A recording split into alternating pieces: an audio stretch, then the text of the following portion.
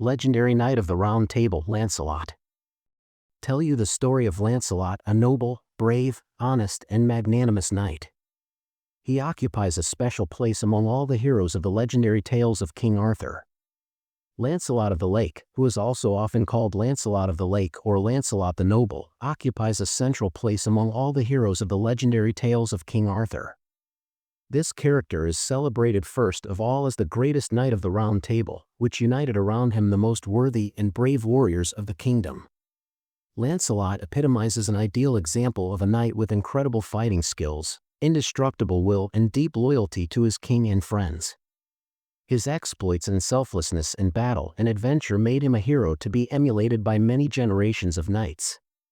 But Lancelot is not only famous for his exploits on the battlefield. He also became a symbol of chivalric love, and it was his relationship with Queen Guinevere, the lawful wife of King Arthur, became one of the most touching and at the same time tragic episodes in these legends. This relationship, full of sincere passion and deep respect, created one of the most beautiful and sad images in the literature of the Middle Ages. Lancelot and Guinevere epitomize true love that overcomes obstacles and societal norms, but ultimately leads to tragedy.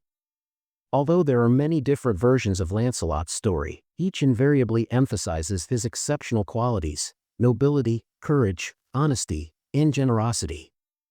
Legends about him are filled with examples of his fearlessness in the face of danger, willingness to protect the weak and fight for the right cause. But along with these bright sides of character, the fate of Lancelot is full of complex and dramatic moments. His struggle with his own feelings, the conflict between duty and love, the desire for perfection, and inevitable falls make his story even more exciting. In the image of Lancelot we see not just a hero, but a man struggling with his inner demons, trying to find a balance between his desires and duties. His path is full of trials and difficulties, but every step brings him closer to becoming a true knight, a role model. That is why Lancelot remains one of the most beloved and revered characters in world culture, a symbol of chivalry and courtly love, which inspires people throughout the centuries. According to one of the most widespread versions, Lancelot was born into the family of King Ban of Benwick and Queen Elena. King Ban ruled the lands of Benwick, which were in relative peace and prosperity until war broke out with the Roman Emperor Claudius. This war proved to be extremely devastating to the kingdom, and King Ban, realizing that he could lose everything, decided to take desperate measures to protect his heir. Before the hostilities began, King Ban sought the help of the powerful fairy Vivian, also known as the Lady of the Lake. In exchange for her promise of help in fighting the enemy, the king placed his wife and young son under her protection. The fairy agreed to raise the young prince and hide him in her magical kingdom deep beneath the lake. There, far from the dangers of the outside world, Lancelot grew up and received an education, learning the art of battle and magic.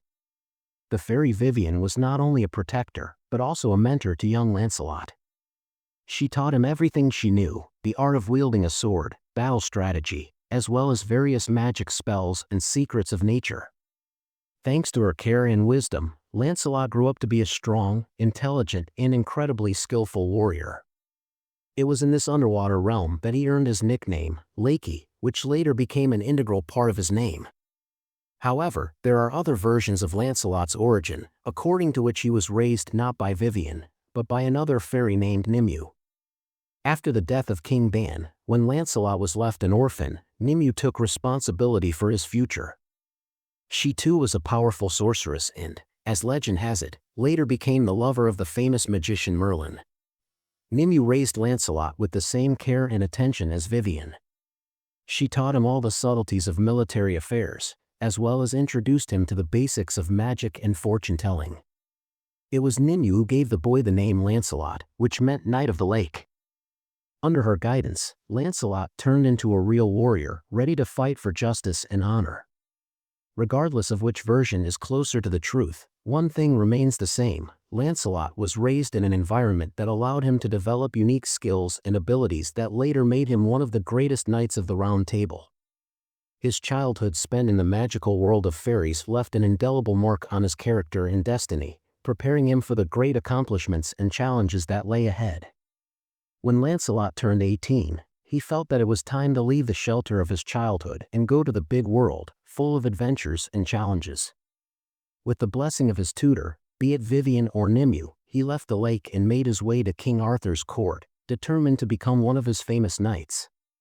The path to Camelot was not an easy one, but Lancelot, having all the necessary skills and knowledge, successfully overcame all obstacles. Coming to court, he appeared before King Arthur, who immediately noticed something special in the young man. Valor and strength of mind Lancelot was obvious, and the king did not hesitate to accept him into the ranks of his knights. Moreover, Arthur offered him a place at the Round Table, which was considered the highest honor for any knight. From his first days at court, Lancelot began to demonstrate his outstanding fighting skills. He participated in numerous tournaments and duels, always coming out victorious. His skill with weapons, strategic thinking, and physical endurance amazed others. Very soon Lancelot gained a reputation as an unrivaled fighter and defender of the weak and oppressed. He never refused to come to the aid of those who needed protection, whether it was a simple peasant or a noble lady. Along with other knights of the Round Table such as Gawain, Percival, and Tristan, Lancelot went on many adventures. They traveled all over Britain, fighting monsters, freeing captives, and restoring justice where it was lacking. Each new victory strengthened Lancelot's fame and made him even more respected among his companions. However, the most famous story associated with Lancelot's name was the search for the Holy Grail. This sacred artifact, the cup used at the Last Supper, was considered a source of great power and spiritual enlightenment. Many knights of the Round Table went in search of the Grail, hoping to find it and bring good to their people. Lancelot, too, joined in this quest. He devoted much time and energy researching ancient texts, talking to sages, and traveling to dangerous places. His desire to find the Grail was so great that he was willing to sacrifice everything to achieve this goal. But despite his best efforts, Lancelot never succeeded. The reason was that his soul was darkened by sins, the main one being his affair with Queen Guinevere. Although this love was mutual and pure, it violated the laws of honor and morality, which prevented Lancelot from achieving the spiritual purity necessary to attain the Grail.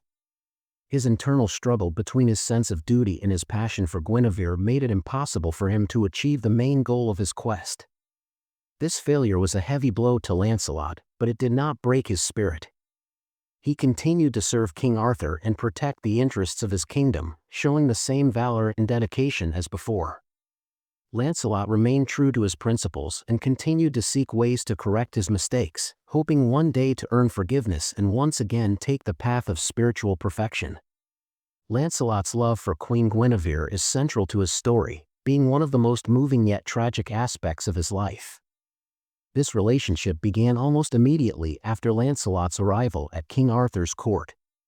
The young knight, full of energy and aspirations, was enchanted by the beauty and grace of the queen.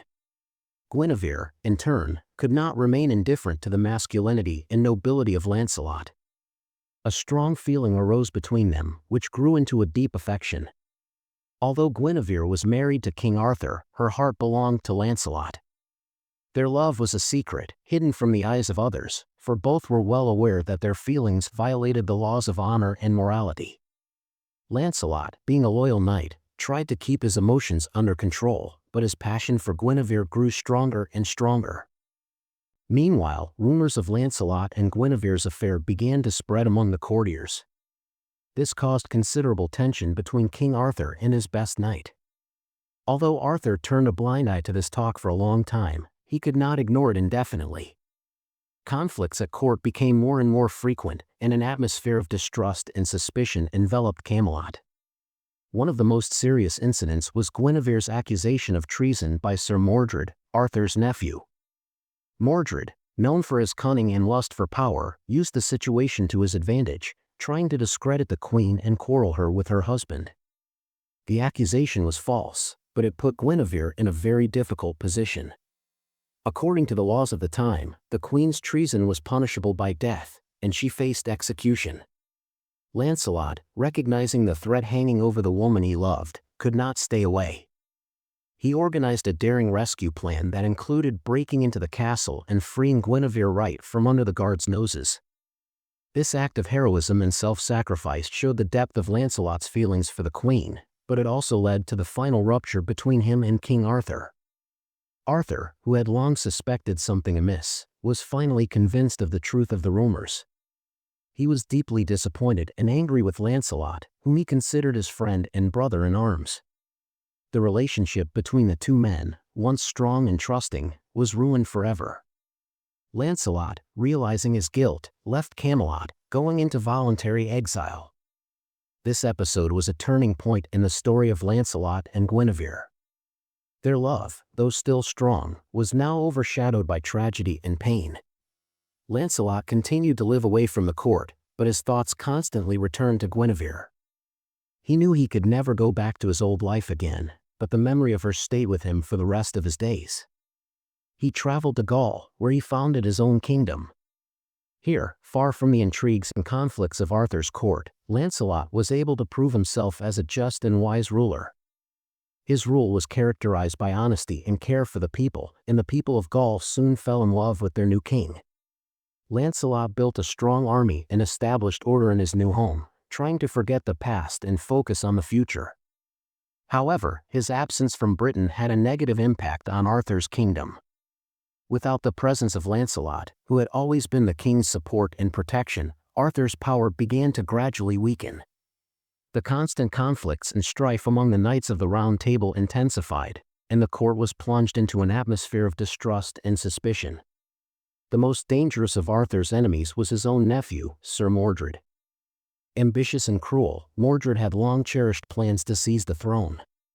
Taking advantage of the king's weakness and Lancelot's absence, he began plotting against Arthur. Gradually gathering supporters around him, Mordred launched a rebellion to overthrow the rightful monarch and seize power. Civil war engulfed Britain and numerous battles left the country devastated. Both sides suffered huge losses, and neither side was able to win a final victory. Finally, the decisive battle was fought at Camlan. This battle brought together the armies of Arthur and Mordred, and the outcome was disastrous for both sides. During the battle, King Arthur and Sir Mordred came face to face. In the fierce fight, both received mortal wounds. Arthur, badly wounded, fell to the ground, knowing that his end was near. Mordred, though victorious in the fight, was also doomed to a quick death. Lancelot, hearing of the calamity that had befallen Britain, immediately returned home. However, he arrived too late to prevent the tragedy. Finding Arthur dying, Lancelot tried to ease his suffering and pay his last respects. Together with the few surviving knights, he organized the king's funeral, which was held with great respect and dignity. After Arthur's burial, Lancelot remained in Britain to restore order and bring peace back to the country. He fought the remnants of Mordred's supporters and tried to unite the country's disparate forces. However, his efforts proved futile. The country was too badly ravaged by the war, and rebuilding it required time and effort that Lancelot no longer had. Realizing that his mission was over, Lancelot decided to retire. He handed over the management of the country to a new generation of knights and withdrew to a monastery, where he spent the rest of his days in penance and prayer. There, away from the bustle of the world, he reflected on his life, on his victories and defeats, on love and friendship, which determined his fate.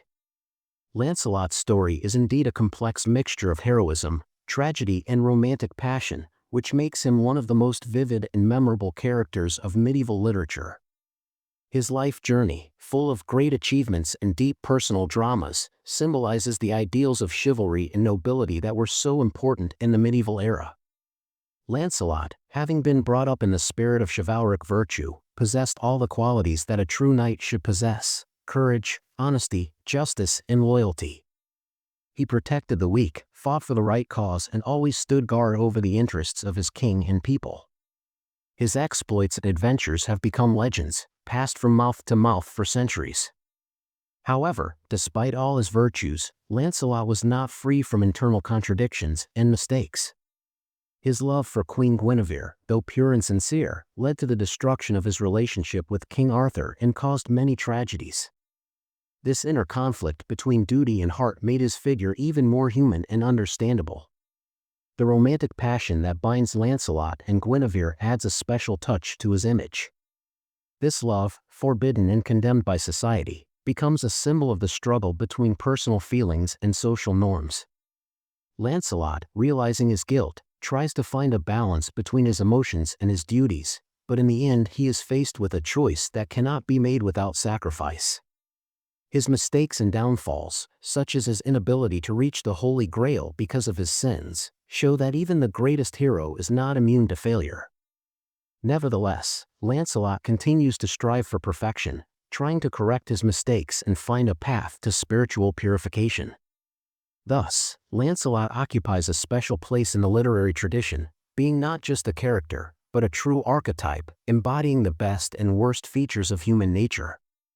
His story continues to inspire and teach us, reminding us of the importance of honor, valor, and loyalty to one's beliefs.